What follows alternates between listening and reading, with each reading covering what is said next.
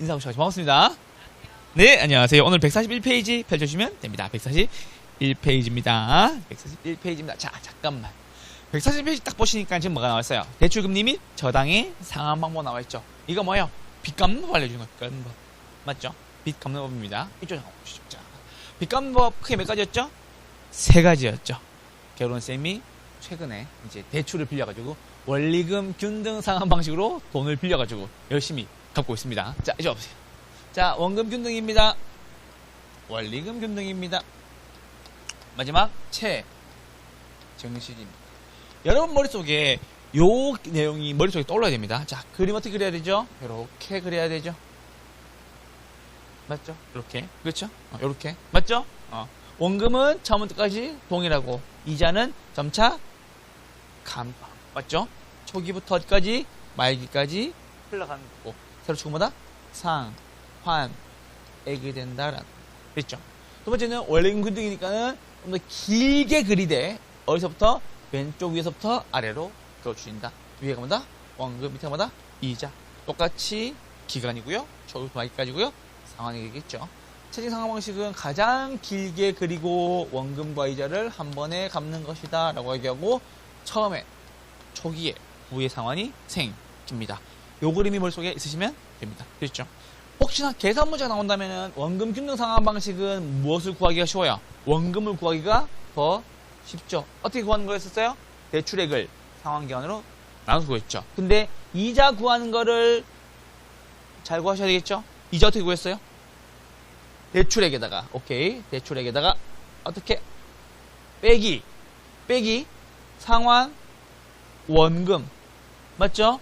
곱하기 n-1에 요 값을 뭘로 곱한다? 이자율로 곱한다는 거였죠. 맞죠? 그래서 대출액이 얼마다? 예를 들어 뭐 6억이다. 맞죠? 상환원금 얼마다? 2천만 원이다. 곱하기 16회차라면 얼마? 곱하기 15를 곱하면 되겠죠. 이게 3억 되겠죠? 맞죠? 빼니까는 6억 빼기 3억이죠. 3억 곱하기 뭐 이자 몇 프로? 5% 봅시다. 5% 얼마?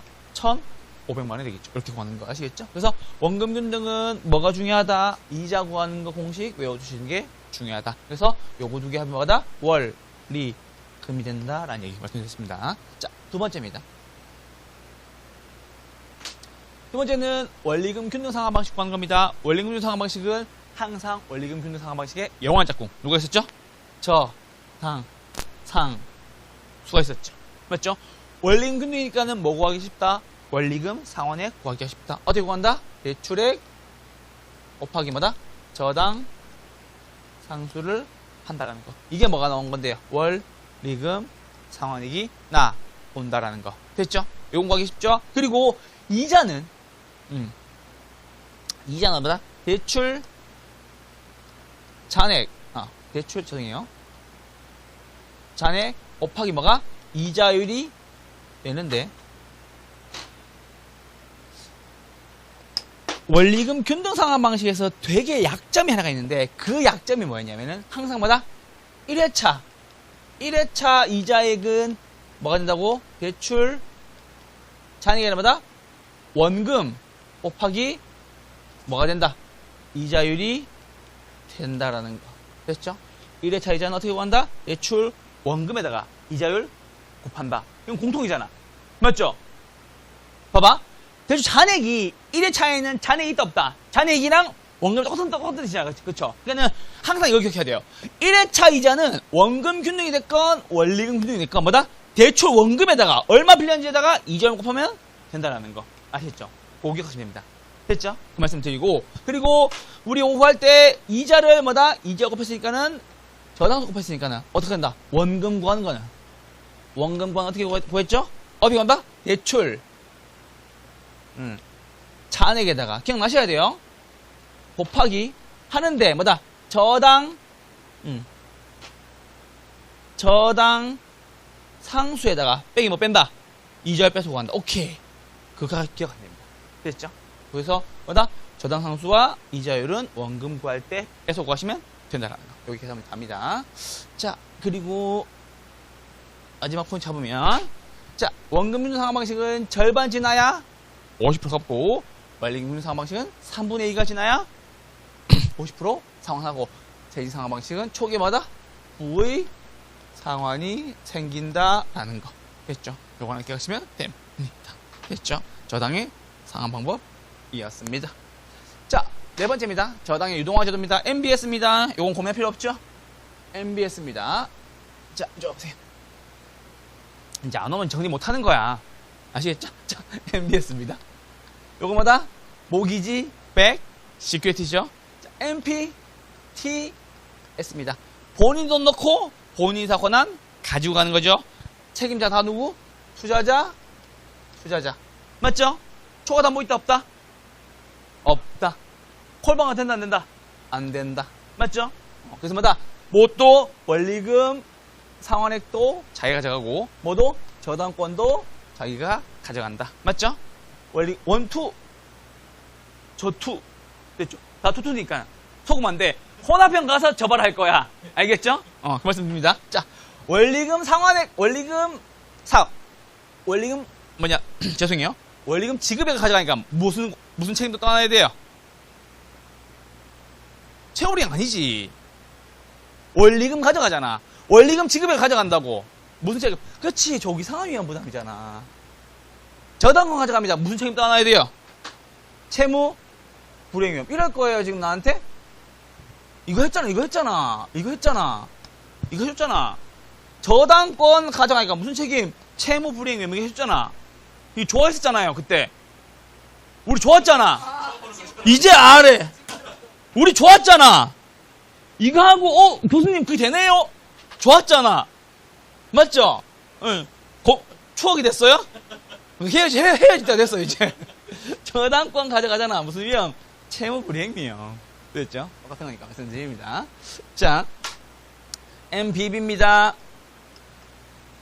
됐죠? 이건 채권이죠? 다 책임자 누구? 발행자. 맞죠? 초과담보도 있고, 콜방화도 됩니다. 됐죠? 자, 이제 요거죠. MPTB와 CMO. 요거 두 개죠. 혼합형이죠. 원리금 주권 누구? 투자자. 저당권 누구? 발행자. 맞죠? 원투 저발. 기억나셔야 됩니다. 원투 저발 똑같고. 맞죠? MPTB의 경우는 뭐다? 초과담보도 세모 되는데, 뭐가 안 되냐면, 콜방화가 원래는 안 돼요. 콜방 원래는 안 돼요. 아시겠죠? 원래는 안 되는 거였는데, CMO 같은 경우는 세모죠. 왜?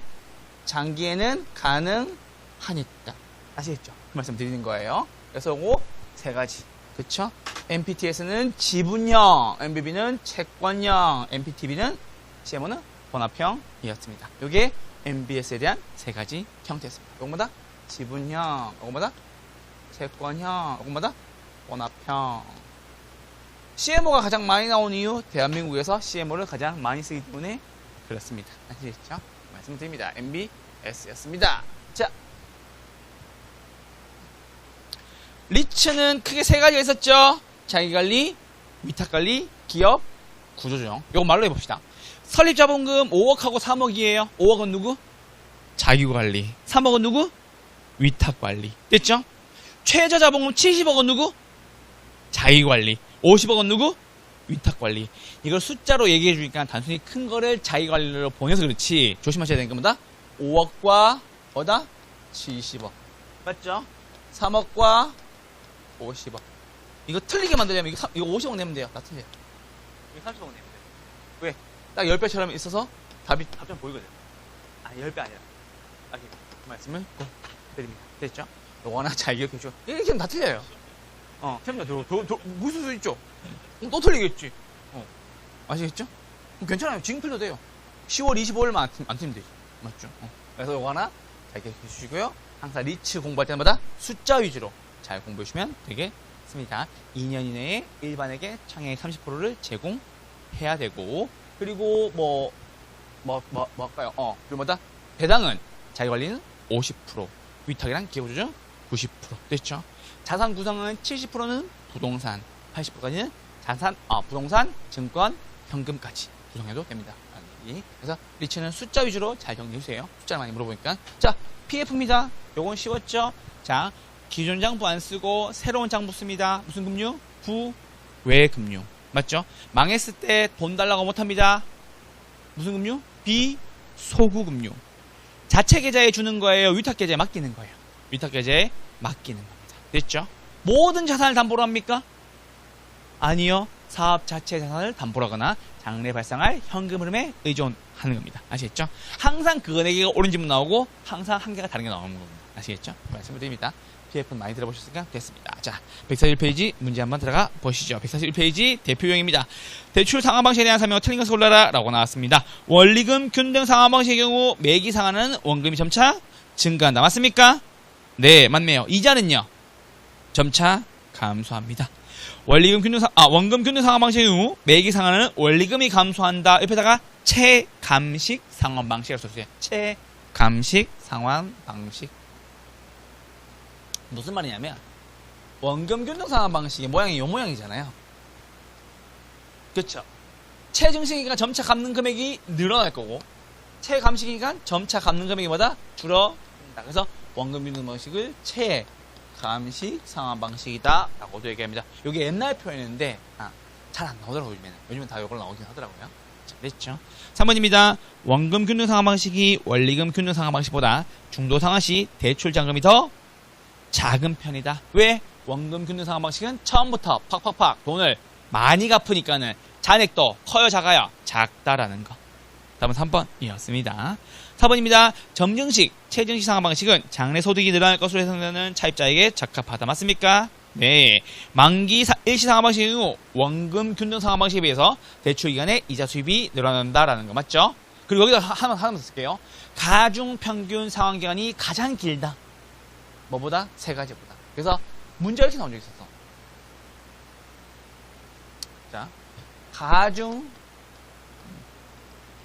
평균 상환 기간이 짧은 순서부터 긴 순서대로 나열하세요 라는 기준이 있었어요. 그래서 기억이 원금 균등, 리은이 월, 리금 균등, 디귿이 당연히 체익이 나올 줄 알았는데 그게 아니라 뭐가 나왔다? 만기 일시상환 방식. 만기 일시상환 방식은 요게 내용 자체가 원금은 안 갚고 만기에 원금을 한 방에 갚죠. 기간 내내 뭐만 갚고 이자만 갚다가. 그래서 뭐다? 상환기간이 가장 긴 게예요. 상환기간이 길다는 것은 그만큼 원리금 지급액도 크고 이자 지급액도 크고 아시죠? 그쵸? 그때 얘기하는 거니까 뭐다? 짧은 건 뭐다? 기역, 니은, 이게 이렇게 문제 나온 적이 있었다라는 겁니다. 아시겠죠? 짧은 순서부터 긴 순서까지 아시겠죠? 만기 일상환 방식은 우리 서비스로 보너스 하나 알아두셔야 됩니다. 아시겠죠? 말씀을 드립니다. 대표형 다음 몇 번? 3번이었습니다. 자, 1번입니다. 금리, 변동금리에 대한 설명을 틀린 것을 골라라 라고 나왔습니다. 자, 다음 몇 번? 5번이었죠. 요건 쉬우니까 가볍게 넘어갈게요. 5번이었습니다. 변동금리의 기준금리는 대출기간, 차입자, 신용도의 담보에 따라 달라진다라는 소리입니다. 기준금리 바뀌어요? 안 바뀌어요? 안 바뀌죠. 밑에 뭐라고 써야 돼요? 가산금리라고 쓰셔야 되겠죠. 됐죠? 자, 은행은 무슨 이자를 선호한다? 변동금리 선호한다. 맞죠? 뭐에 대비하기 위해서? 인플레이션에 대비하기 위해서. 우리 투자의 위험에서 사금 법인유 할 때 인플레이션의 위험 기억나시죠? 대출자마다 변동금리, 차입자마다 고정금리. 그러니까 차고의 대변이 이만큼 중요한 거예요. 아시겠죠? 은행 보이면 변동금리 선호. 됐죠? 변동금리는 기준 더하기 가산이다. 변하는 것마다 기준금리, 불변하는 것마다 가산금리였습니다. 됐고요. 나머지 됐습니다. 1번이 다음 몇 번? 5번이었습니다. 2번입니다. 다음 금리와 관련된 설명을 옳은 것을 골라라 라고 왔습니다. 변동금리 이자율의 조정주기가 짧을수록 이자율 변동의 위험은 누구에게서? 대출자에게서 차입자에게로 전가된다라는 거. 아시겠죠? 요거 주어 나오는 거 조심하세요. 아시겠죠? 왜냐면 지문이 자연스러워 보여. 요거 안 되신 분들은 이렇게 하셔야 돼요. 대출자에다가 무조건 뭐다? 은행 써야 돼. 은행. 대출자마다 무조건 뭐다? 은행. 은행이 누구한테? 차입자에게 전가하는 거가 되겠죠. 이거 바꿔주시면 되겠습니다. 코픽스가 상승하면 코픽스를 기준금리하는 변동금리, 주담대 금리마다 상승하게 되겠죠. 자본조달 비용지수라고 얘기합니다. 예전엔 CD금리, 양도성 예금서 썼는데 요즘은 뭐다? 은행의 자금조달 비용지수입니다. 코픽스. 이거 구조할 필요는 없습니다. 여기 올라가면 같이 올라간다는 거. 방해주시면 되겠습니다. 고정금리 대출을 실행한 대출기관마다 금리 하락시 차입자의 조기 상환으로 인한 위험이 커진다는 거. 됐죠? 4번입니다. 기준 더하기 가산입니다. 무슨 금리? 변동 금리입니다. 이번에 다음 몇 번? 5번 이었습니다. 보증금 저당에서 밑에 쓸게요. 시장이자율 밑에다 뭐다? 3%. 시장이자율 밑에다 뭐라고? 3%. 저당이자율 밑에다 몇 퍼센트? 5%. 나 지금 돈 얼마에 빌린 거예요? 돈 얼마에 빌린 거예요? 시장이자율 3%, 저당이자율 5%, 돈 얼마에 빌린 거예요? 5%돈 빌린 거죠. 시장이자율이 낮아지면 뭐다? 조기 상환 한다라는 거. 이번에 다음 몇 번? 5번 이었습니다. 됐죠? 이 말씀 왜 드리냐? 3번 문제 또 나오거든요. 그리고 이게 단골 지문이라니까. 그래서 제가 늘 말씀드리죠. 요거 두 개 비교할 때 눈으로만 읽으면 안 돼요. 눈으로만 읽으면 안 돼. 시장이자율 딱 떴어. 시장이자율 딱 나오고 뭐다? 그리고 뭐다? 약정이자율 딱 나왔어요. 쓰시라고. 뭐가 낮은지 뭐가 높은지 아시겠죠? 쓰면은 답이 잘 보여요. 나 얼마에 빌렸다고? 5%에 빌렸다고. 떨어지기만 뭐 한다고? 조기 상환 한다고. 그러니까 이게 한 번에 보인다니까 쓰면. 근데 안 쓰면 안 보인다고. 계속. 이게 지문을 읽어서 쓰는 시간보다 오히려 한번 쓰고 난 뒤에 지문을 분석하는 것이 더 좋다고. 아시겠죠? 왜냐면은 아무 생각 없이 지문을 읽는 사람 되게 많아요. 근데 이렇게 쓰고 나면은 지문이 분석되기 시작해요. 그 말씀 드린 거예요. 아시겠죠? 지문 보는 것이 달라진다고. 그 말씀 드린 겁니다. 자, 3번 넘어가시죠. 고정금리와 변동금리에 대한 설명을 틀린 것을 올라라 라고 나왔습니다. 답은 몇 번? 1번 이었습니다. 고정금리에서 시장이자율이 약정이자율보다 낮아지면 조기상환 하게 된다라는 소리 됐죠. 나머지 남았습니다. 변동금리에서 가상금리는 차입자 신용도나 취업상태 등의 영향을 받는다. 좋습니다. 고정금리 대출에서 대출자는 조기상환 위험에 대비하기 위해서 대출상환 시 조기상환 수수료를 약정하기도 한다. 4번 대출자 입장에서는 고정금리로 대출할 수 있을 경우 금리가 상승했을 때 발생하는 수익률의 하락 위험을 인플레이션 위험이라고 한다. 대출자들은 대부 손실을 상쇄하기 위해서 채무 불이익이 높은 사람에게 더 높은 이자율을 부과한다. 라는 점입니다. 3번 다음 몇 번? 1번 이었습니다. 되게 신기하더라고. 저희 와이프가 이제 공직에 비슷한 곳에 일을 하는데 저랑 이렇게 은행을 가보면은 제가 돈을 그래도 와이프보다 훨씬 더 많이 벌거든요. 근데 금리가 제가 훨씬 더 높아요. 그렇고 제가 수입이 더 좋은데 금리가 왜 높습니까? 라고 얘기하니까는 이렇게 얘기하죠. 직업이 안정되지 않습니다. 개똥같은 소리 하고 있어. 돈을 훨씬 더 많이 버는데 제가 와이프 몇 배를 벌거든요. 근데 금리가 제가 항상 더 높아요. 그리고 신용도 항상 더 낮아요. 보고 있나? 아시겠죠? 그래서 5번 보면서 내가 채무 불이익 높은 거 그건 아닌데 라고 생각했던 적이 있었던 거죠. 아시겠죠? 3번에 몇 번? 1번 이었습니다. 4번 넘어오시죠. 고정금 방식에서 원금 균등과 원리금 균등 상환 방식에 대한 설명을 틀린 것을 올라라 라고 나왔습니다. 3번 잠깐 볼게요. 대출기간 초기에 원금 상환부는 누가 더 많은 거예요? 원금 균등이 많죠?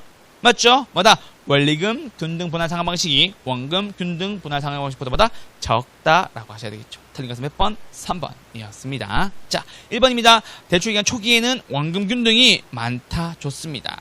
2번입니다. 중도 상환할 때 차입자가 상환하여야 할 저당 잔금은 원리금 균등이 더 뭐라고?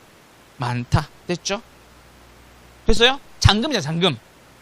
원리금이니까 많다. 4번입니다. 원리금 균등 분할 상환 방식입니다. 원금 균등에 비해서 누적 이자액이 많다. 왜? 기간이 기니까. 좋습니다. 대출 초기에 저당 지불액은 원금 균등 상환 방식이 원리금보다 많다. 됐습니다. 저당 지불액 밑에다가 뭐라고? 원리금 상환액이라고 하나 써주세요. 용어를 좀 통했으면 좋겠어요. 저당 지불액, 원리금, 부채 서비스액, 원리금 상환액, 원금 더하기 이자 등등등 너무 많이 나옵니다. 요게 옛날식 표현이라서 그래요. 아시겠죠? 체크 안 해주세요. 4번 다음 몇 번? 3번이었습니다. 5번 답 고민할 필요 없죠? 답은 몇 번이에요? 답 몇 번? 1번. 원리금 지급액이 처음부터까지 같다보다 원리금 균등. 대출 잔액이 시간이 갈수록 줄어든다. 몇 번? 원금 균등 분할 상환 방식. 됐죠? 오케이. 5번 답 몇 번? 1번이었습니다. 6번으로 넘어가시죠. 자, 대출 상환 방식에서 관한 설명을 틀린 것은 모두 골라라 나왔습니다. 틀린 것을 모두 고르는 거 별표 하나만 해주세요. 요거 요즘에 유행이죠. 틀린 것을 모두 골라라 라는 거. 상환 첫 해의 원리금 상환액은 원리금 균등 상환 방식이 원금 균등 상환 방식보다 뭐라고? 작다. 맞죠? 처음에 돈 갚는 거 가장 큰 게 누구? 원금 균등. 그 다음보다 원리금 균등. 됐죠? 작다. 점증식 상환 방식의 경우 미래소득이 증가될 것으로 예상되는 보다 젊은 층에게 유리하다라는 거. 기역과 니은이 틀렸네요. 다음 몇 번? 1번이었습니다. 원금 균등 상환 방식의 경우 원리금이 점차 감소한다. 똑같은 질문이죠. 채감식 상환 방식. 원리금 균등 상환 방식의 경우 매기 상환은 원금액은 늘어나고 이자는 줄어들고 원금액은 동일하게 되겠네요. 틀린 것을 골라라 라고 했으니까 1번 기역과 니은이었습니다. 6번 질문 같은 조심하세요. 7번입니다. 주택자당 대출 방식에 대한 설명 틀린 것을 골라라 라고 나왔습니다. 1번 원금 균등 분할 상환 방식에서 대출 기간 동안 매기 원금을 균등하게 분할하고 이자는 점차 감소한다. 맞습니까? 네. 원리금 균등 상환 방식 영원한 작곡 누구? 저당 상수. 다음 몇 번이죠? 3번이었죠. 만기일시 상환 방식은 대출 기간 동안 원금만 상환하기 때문에 원리금 상환 거주고 감당하다. 대출 기간 동안마다 이자만 상환한다. 4번입니다. 최증식 분할 상환 대출은 초기에는 마다 원리금 상환액을 적게 하고 시간의 경과에 따라서 늘려가는 방식이다. 5번입니다. 원리금 균등 분할 상환 방식은 원금이 상환됨에 따라서 매기 이자액은 비중은 점차 줄어들고 원금마다 점차 증가한다. 7번 다음 몇 번? 3번이었습니다. 8번입니다. 저당 상환 방법에 관한 설명 틀린 것은 모두 골라라 라고 왔습니다. 또 틀린 것은 모두 고르래요. 1번 원금 균등 상환 방식입니다. 원리금 상환액과 대출 잔액이 점차 감소한다. 맞습니까? 맞아요? 네. 아니요. 대출 잔액보다 남는 금액. 중도상 남아있는 금액. 그냥 보세요. 자, 어려울 필요 없어. 있죠? 자, 원금 균등이 뭐야? 요거죠. 대출 잔액은 돈 갚으면 당연히 줄어드는 거 아니에요? 대출 잔액이잖아. 내가 5억 빌렸어요. 1,000만 원 갚았어. 얼마나 줄어들어요? 4억 9천 원 절겠지. 이쪽 와보세요. 한 가지만 짚고 넘어갑시다. 자, 원금 균등 상환 방식은 모두가 다 감소합니다. 모두 감소하고 이자도 감소하고 원리금 지급액도 감소하고 대출 잔액도 감소하고 그래서 뭐다? 이자도 감소, 원리금도 감소, 대출 잔액도 감소. 뭐만 일정하다? 일정한 뭐다? 원금 상환액만 일정하다. 요거 하나만 딱 알고 계시면 됩니다. 아시겠죠? 나머지 다 줄어듭니다. 그래서 체감식이라고. 모든 게 다 줄어듭니다. 아시겠죠? 자, 이제 보세요. 자, 2번입니다. 원리금 균등 상환 방식의 경우 원금이 점차 증가한다. 기역과 니은은 맞는 말. 원금 균등 상환 방식은 대출채권 가중 평균 상환 기간이 원리금보다 긴 편이다. 아니죠? 짧은 편이다. 됐죠? 가중 평균 상환 기간이 가장 짧은 것은 누구? 원금 균등입니다. 총 이자 수입의 크기는 반대로 하셔야 되겠죠? 뭐가 가장 크다? 점증식이 가장 크다. 그 다음마다 원리금이 크다. 반대로 디귿과 리을이 틀렸습니다. 이자 수입의 크기에다가 옆에다가 뭐라고 하냐면 가중 평균 상환 기간이 짧은 순서부터 긴 순서까지 하나. 아까 얘기했죠? 가중 평균 상환 기간이 짧은 순서부터 긴 순서까지. 기출문제 원래 여기 나왔었죠. 가중 평균 상환 기간이 긴 순서부터 짧은 순서. 이렇게 가중 평균 상환 기간이 짧은 순간부터 어디까지? 긴 순서. 이렇게 나야겠다라는 거죠.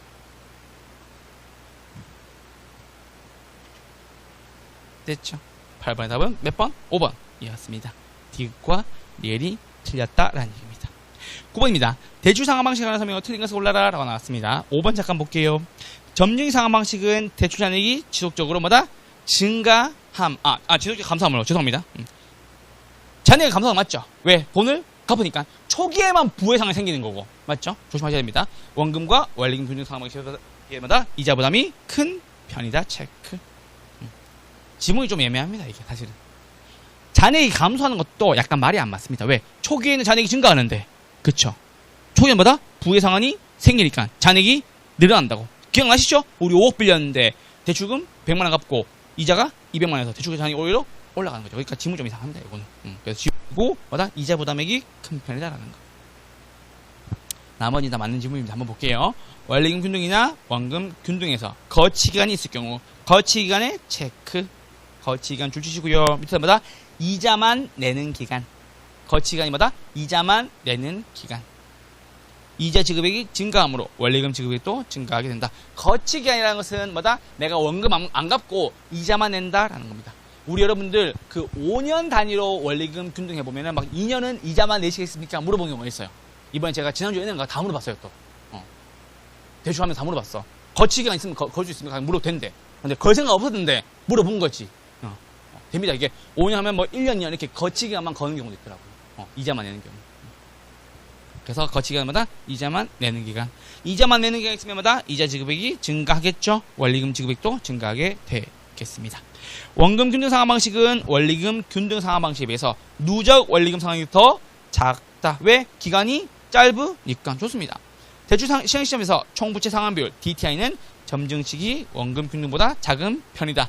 지금 돈 많은 사람 누구? 원금 균등 상환 방식. 맞죠? 장래 소득이 증가될 것으로 예상되는 젊은 층 누구? 최증식 상환 방식 유리하죠. 그러니까 뭐다?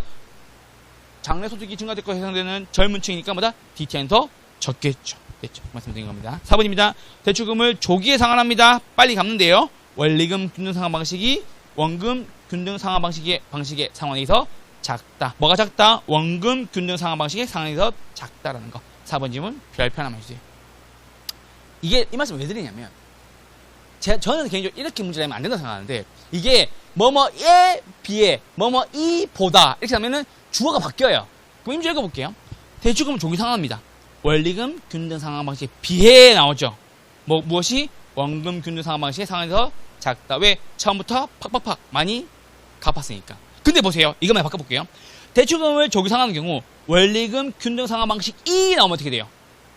답이 바뀌죠? 틀리게 되죠? 그러니까 이게 조사 하나에 말이 바뀌는 거라고. 아시겠죠? 그래서 좀 짜증나는 편이에요. 아시죠? 그러니까 이런 질문들을 좀 잘 잡아두시라는 거. 그래서 잘 보세요. 어떻게 하냐? 개론점 이렇게 해요. 이 질문 읽어보면 대출금 조기 상환하죠? 맞죠? 뒤에 뭐라고 나왔어? 상환이 작다 나왔죠? 그러면 상환이 작은 거 두 개 비교할 때 앞에가 원리금 나오고 뒤에가 원금 나오죠. 개론쌤은 무엇을 더 작은지를 얘기하면서 동그라미 쳐놔요. 이렇게. 왜냐면 에 비에 이 비에 따라서 답이 달라지거든. 그게 뭐다? 동그라미 쳐놓으면 된다고. 그럼 여기서 동그라미 쳐야 되는 건 뭐예요? 원금 균등 상환 방식이죠. 동그라미 쳐놓고 상환액이 작다. 그러니까는 원금과 원리금 나올 때는 항상 이게 비에 이 비에 그래서 조사 하나에 답이 달라지는 경우가 많다고. 그래서 요거를 동그라미 하면서 보시면 답을 좀 구하기가 좀 더 쉽습니다. 아시겠죠? 요게 약간 팁 중에 하나. 좀 짜증나는 문제이긴 해요. 사실 우리 영어 토익 볼 때도 맨날 그렇잖아. 이렇게 전치사 뭐 쓰느냐 따라서 또 달라지는 거거든. 그건 똑같은 거니까. 됐죠? 9번이 다음 몇 번? 5번. 이해했습니다. 10번입니다. 요 답 나왔네요. 답은 몇 번? 긴 구부터 짧은 거래요. 반대겠네요. 뭐다? 만기 일시. 원리금 원금. 됐죠? 여기 기출 지문이었어. 겁니다. 요걸 반대로 바꿔놓은 거지. 응용하면서. 자, 11번입니다. 주택 구입을 위해서 은행으로부터 얼마? 5억을 대출받았다. 대출 조건이 다음과 같을 때 2회차에 상환할 원리금을 골라라 라고 나왔습니다. 여기서 가장 중요한 거 원리금 상환 조건이 뭐라고요? 원금, 균등, 상환 방식이라고. 여기 동그라미 하셔야 되겠죠. 자, 이제 한번 문제 풀어보시죠. 자, 대출액 얼마예요? 대출액 얼마? 5억. 상환기간 몇 년? 20년. 대출기간 몇 년? 20년. 됐죠? 금리 얼마? 5%. 무슨 방식? 원금, 균등, 상환 방식. 됐죠? 몇 회차 고라고 얘기했어요? 2회차 원리금. 2회차 원리금. 자. 2회차 원리금 구하라고 했어요. 자, 우리 뭐부터 구한다? 원금부터 구한다. 맞죠? 얼마 빌렸다? 5억 빌렸다. 기간 몇 년? 20년. 뭐다? 5억. 나누기 얼마? 20년 하시면 되겠죠. 저거 얼마 나와요? 2,500만원 나오겠네요. 이게 뭐다? 원금. 무슨 상환 방식이니까? 원금, 균등 상환 방식이니까. 원금 구하기는 쉬웠죠. 됐죠? 자, 여기서 이제 이자 구할 겁니다. 자, 이자 구할 겁니다. 2회차 원금이니까요. 얼마 빌렸다? 5억 빌렸다. 맞죠? 빼기 상환원금 얼마? 2,500만원 곱하기 n-1이니까는 2 빼기 1이죠? 얼마? 1 하시면 되겠죠. 됐죠? 2 빼기 1이니까 요 값에다가 이자 얼마? 몇 퍼센트? 5% 곱하시면 되겠죠. 됐죠? 그래서 5억 빼기 2,500 4억 7,500에다가 곱하기 몇 퍼센트? 5%. 얼마 나옵니까? 2,375만원. 얼마 나옵니까? 2,375만원 나오네요. 그럼 뭐다? 두 개 더하면 되겠죠? 2,500 더하기 2,375만 얼마? 4,800 75만원 되겠네요. 다음 몇 번? 3번이었습니다. 문제 훨씬 편해요. 그렇죠? 여러분 생각해보세요. 이런 문제를 풀래요? 이거 풀래요? 저는 만약에 고라 그러면 계산 문제, 마음 문제 푸는 게 훨씬 더 편합니다. 아시겠죠? 12번 다음 몇 번? 3번이었습니다. 근데 사람들은 계산 문제예요? 라고 얘기하면서 또 도망가겠지. 아시겠죠? 그럴 게 없다는 거 말씀드립니다. 됐죠? 자, 그 다음 문제 보러 갑시다. 또 원금 균등일 거예요. 자, A는 주택 구입을 해서 얼마? 6억 빌렸다. A가 받은 대출 조건이 다음과 같을 때 금리와 무엇을 3회차에 상환할 원리금을 구하여라 라고 나왔습니다. 자, 보증금 됐고 기간 몇 년? 30년. 얼마 빌렸어요? 6억. 대출액 얼마? 6억. 상환기간 몇 년? 30년. 금리 얼마예요? 금리 몇 프로? 안 나와 있네요. 맞죠? 몰라? 알겠어. 자, 여기서 가장 큰 힌트 이거죠. 1회차마다 월, 리, 금 얼마라고요? 4,400만 원이라고요. 자, 눈치채셔야 돼요. 항상 뭐다? 1회차 이자는 뭐였죠? 대출액 곱하기 얼마? 2. 자, 유리였죠. 맞죠? 이거 기억나시죠? 자, 그럼 볼게요. 자, 우리는 6억을 얼마? 30년으로 빌렸어요. 맞죠? 원금 어떻게 구해요? 6억. 바로 구할게요. 6억. 나누기 몇 년? 30년. 얼마? 2천만 원. 이게 뭐예요? 원금 상환액이겠죠. 됐죠? 그럼 원금 상환액 2천만 원이라는 것은 1회차 원리금 갔었을 때 2천만 원, 이게 원금이죠? 더하기 이자 얼마? 2,400만 원 된다는 소리가 되겠죠. 맞죠? 원금이 얼마였으니까는 2천만 원이었으니까는 이자가 얼마인데요? 2,400만 원. 맞죠? 1회차 이자가 얼마 나왔다고? 2,400이 나왔다고. 얼마 빌렸다고? 6억. 맞죠? 곱하기 몇 퍼센트? 이자율? 6, 4, 24. 맞죠? 금리 몇 프로? 4%. 이렇게 한 방에 구하는 거예요. 됐죠? 그래서 항상 1회차 이자 구하는 것이 익숙해지셔야 돼요. 말씀을 드립니다. 금리 얼마? 4%. 됐죠? 그러한 뒤에 우리 뭐만 구하면 된다? 이제 이자만 구하면 되겠, 몇 회차? 3회차였나요? 맞죠? 3회차 이자만 구하면 되겠죠? 몇 회차? 3회차. 3회차 이자 구합니다. 이거 얼마 빌렸어요? 6억 빌렸죠? 빼기 원금 상환액 얼마? 2천만 원. 곱하기 3-1이네요. 곱하기 얼마? 2 됐죠? 요 값을 얼마로 곱한다? 4%로 곱한다. 맞죠? 6억 빼기 4천만 원. 5억 6천이네요. 맞죠? 5억 6천에 4%. 5억 6천에 몇 프로? 4% 얼마 나옵니까? 2,240만 원. 얼마? 2,240만 원 나옵니다. 됐죠? 그러면은 원금이 얼마예요? 2천만 원. 맞죠? 원금이 얼마? 2천만 원. 더하기 2,240만 원. 그러니까 얼마 나온다? 4,240만 원 나온다라는 거. 됐죠? 다음 몇 번? 1번이었습니다. 됐죠? 그러니까는 요 문제를 구할 때 항상 원금 균등이 됐건 원리금 균등이 됐건 1회차 이자는 대출액에다가 이자를 곱해서 구한다는 거. 아시겠죠? 그래서 요거 두 개를 보고 한 번에 금리를 구해내는 것이 실력입니다. 아시겠죠? 그 말씀을 드립니다.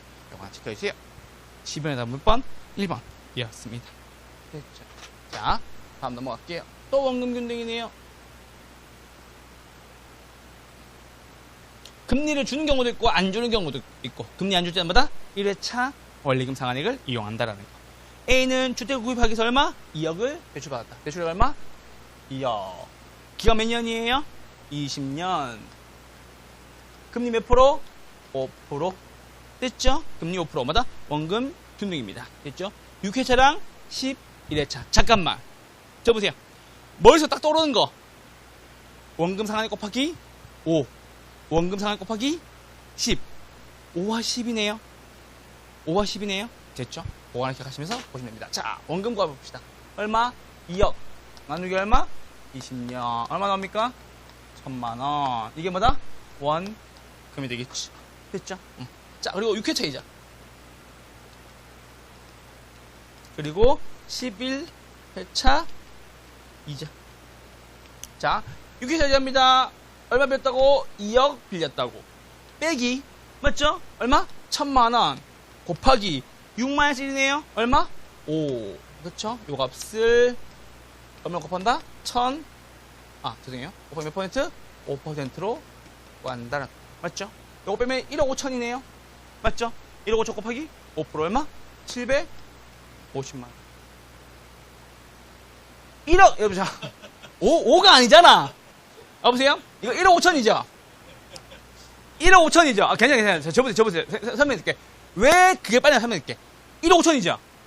1억 5천의 10%가 얼마예요? 1,500. 1,500의 절반. 750. 됐죠? 밑에 이건 더 쉬울 생각입니다. 이거 했는데 또 5 하지 마요. 아시겠죠? 자, 2억입니다. 빼기, 얼마? 10. 곱하기 얼마? 10. 되겠죠? 1억 빼면 되겠죠? 맞죠? 5% 몇 퍼센트? 5%. 이거 얼마 나옵니까? 500. 맞죠? 이렇게 구하시면 됩니다. 됐죠? 그래서, 뭐다? 죄송해요. 6회차는 뭐다? 원리금이었죠? 6회차마다 원리금 750 더하기 1,000만원 한번 해야 되는 거 맞죠? 10회차마다 500 이자만 고는 거 아시겠죠? 6회차마다 원리금이니까 1,750 11회차마다 500 근데 잘 보세요. 만약에 이거를 6회차 구하고 곱하기 5 하는 거네 곱하기 10 하는 거 보이잖아요. 그럼 당연히 이거 2배 되지 않을까요? 2배가 아니라 뭐다? 이 숫자에 대한 이 감이 와야 된다는 소리예요. 2배가 아니라 죄송해요. 됐어요? 그 말씀 드리고 싶었다. 아시겠죠? 이해됐나요, 지금? 미안해요. 왜? 이거 숫자가 잘 보였습니까? 그 말씀이에요. 그죠? 곱하기 5, 곱하기 10. 그러니까 이걸 바로 하시는 분이 생긴다고. 아시겠죠? 2억 빼기 5천, 2억 빼기 1억. 아시겠죠? 그걸 바로 하시는 분이 생기길 바랍니다. 아시겠죠? 말씀드리는 거예요.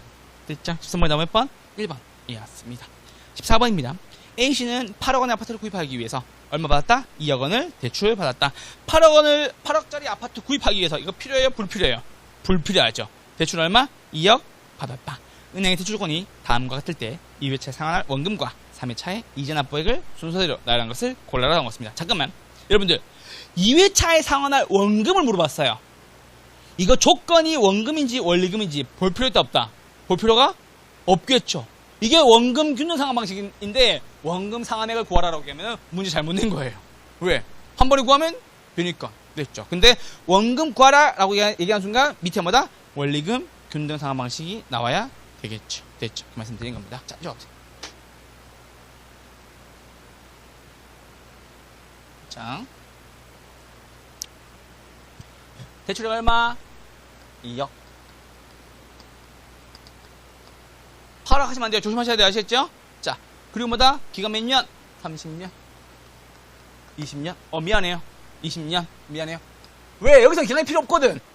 기간이 필요 없어요. 쓸 일 없거든. 저당 상수. 이거만 있으면 되지. 얼마? 0.087. 이것도 기출 지문. 이 숫자도 기출 지문 숫자라고요. 이때의 이자가 6%였거든. 그 말씀드립니다. 원리금 상환 조건이고요. 매 기간 말 상환합니다라고 나왔습니다. 2회차 원금과 3회차의 납부할 이자액을 구하여라 라고 나왔습니다. 자, 잠깐만.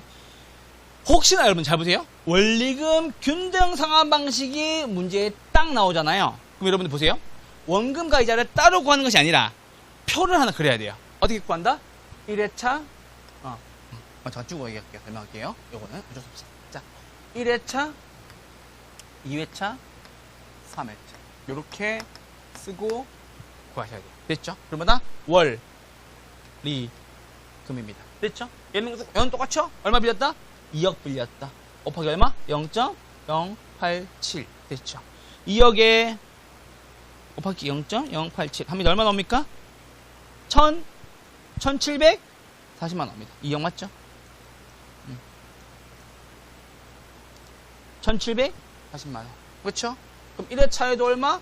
1,740만 원. 2회차에도 얼마? 1,740만 원. 3회차에도 얼마? 1,740만 원. 이거 어떻게 구한 거라고? 2억 곱하기 0.087로 다 구한 거라고. 맞죠? 이게 뭔데? 월, 리, 금이니까요. 됐죠? 자, 제가 그 말씀을 왜 계속 드렸느냐? 여기에 대해서 1회차 이자 얘기죠. 이게 뭐다? 여기 1회차 이자 얘기죠. 이게 이자니까는 얼마 빌렸다고요? 2억 빌렸다.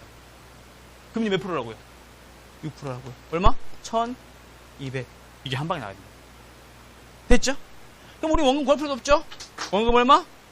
540만원. 원금 얼마? 540만원. 됐죠? 이게 뭐다? 원금이다. 자, 그럼 보세요. 교수님, 원금 상환액이 540만원이죠? 이거 어떻게 구한 건데? 2억 곱하기 얼마? 0.087 빼기 얼마? 0.06으로 구한 거죠. 여기 느껴져요? 0.06이 뭔데요? 이자 6%. 됐죠? 저당 상환수에서 이자를 뺀 것에다가 무엇을? 대출액을 곱하면 구해진다라. 됐죠? 우리가 그러면은 궁극적으로 질문에서 물어본 게 뭐였죠? 2회차 원금 구해라. 요거였죠? 맞아요? 또 뭐 구해라? 3회차 이자 구해라라는 거였죠. 맞죠? 그럼 540 곱하기 뭐 해야 돼요? 1.0 6의 몇 승? 1승. 이렇게 하시면 되겠죠. 1 플러스 이자율의 기간이니까. 그래서 540만원 곱하기 1.06 얼마 나옵니까? 572만 4천원. 572만 4천원 나옵니다. 됐죠? 572만 4천원. 그래서 여러분 답 몇 번 중에 하나예요? 1번, 2번, 3번 중에 하나가 되겠죠. 맞죠? 자, 그런데 572만 4천원 곱하기 뭐다? 한 번 더 하시면 되겠죠? 1.06에 1승 하시면 뭐가 나온다? 3회차 원금액이 나오겠죠. 곱하기 얼마? 1.06 하시면 되겠죠. 얼마 나옵니까? 606만 7,440원 나온다. 606만 7,440원 나온다. 됐죠? 자, 1,740만 원이죠. 440원이죠. 이거 560원 나와야 되겠네요, 밑에요. 됐죠? 밑에 560원 나와야 되겠네요. 560원 나온 거 뭐가 있어요? 2개 있네요. 그럼 구해야 돼요. 옛날에 그 기억나죠? 제가 이렇게도 한번 냈다가 풀리게 하는 거 있었고, 이거 똑같이 맞춰놓은 거 기억나시죠? 그렇게 하신 거예요. 아시겠죠? 구해야 됩니다. 싫어. 됐죠? 1,740만원. 빼기 얼마? 60. 얼마 나옵니까? 1,134만 2,560원. 1,133만 2,560원이었습니다. 아시겠죠? 그래서 보세요. 자, 잠깐만. 자, 보세요. 원금 균등 상환 방식이 나오면 원금을 빨리 구하시고 이자를 어떻게? 대출액에다가 빼기 상환원금 곱하기 n-1의 이자율을 곱해서 구하시면 됩니다. 됐죠? 그래서 뭐다? 원금 균등 상환 방식은 원금 구하기가 쉽다. 원리금 균등 상환 방식은 뭐 구하기가 쉽다? 원리금 상환액 구하기가 쉽다. 어떻게 해서? 저당상수 곱해서. 아시겠죠? 항상 금리가 안 보이면 1회차 걸 줄 겁니다. 금리가 보이면 금리를 활용하시면 됩니다. 그게 계산 문제, 저당의 상환 방법, 계산 문제의 맹점입니다. 약점. 아시겠죠? 쉽게 파악할 수 있는 방법 말씀드립니다. 그래서 우리 원리금 상환 방식은 이렇게 모양을 만드시고, 오케이? 원금 균등 상환 방식은 따로따로 보여주시면 됩니다. 아시겠죠? 말씀드립니다. 14번에 나온 몇 번? 1번. 이해했습니다. 15번입니다. 주택금융과 관련된 설명을 틀린 것을 올라라 라고 나왔습니다. 주택 수령 기간이 증가될수록 잔금이 증가한다. 오케이. 받을수록 늘어나겠죠. 주택연금은 주택 소유자가 저당권을 설정하고 연금 방식으로 노후생활자금을 대출받는 제도이다. 맞습니까? 네, 맞습니다. 소유권 넘어갑니까? 안 넘어갑니까? 소유권은 안 넘어갑니다. 기출지문에 맨날 이렇게 나옵니다. 소유권이 이전되고 라고 나옵니다. 소유권이 이전되지 않습니다. 업무실 오피스텔 포함됩니까? 포함되지 않습니다. 이것도 기출지문입니다. 됐죠? 기출지문이었습니다. 4번입니다. 주택 소유자 또는 배우자 또는이죠. 또는 맞죠? 만 55세 이상이어야 되고 생존하는 동안 노후생활자금을 매월 지급받는 방식으로 연금을 받을 수 있다라는 소리입니다. 담보노후연금은 양도하거나 압류할 수 없습니다. 15번 다음 몇 번? 3번 이었습니다. 16번입니다. 이거 관리하는 사람 보증기관 누굽니까? HF 됐죠? HF 17번입니다. 틀린 것을 골라라 라고 나왔습니다. 1번 현재 만 55세 이상인 자 맞죠? 체크하시고 앞에다가 뭐다? 주택소유자 또는 배우자 주택소유자와 맞죠? 또는 둘 중 한 명입니다. 아시겠죠? 둘 다 나오면 틀린 질문이 아시겠죠? 둘 다는 아니다라는 얘기. 기준가격이 얼마? 12억 이하. 저당권 설정 등기 방식과 신탁 등기 방식이 있다. 좋습니다.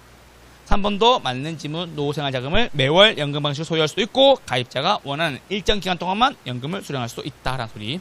4번입니다. 조심.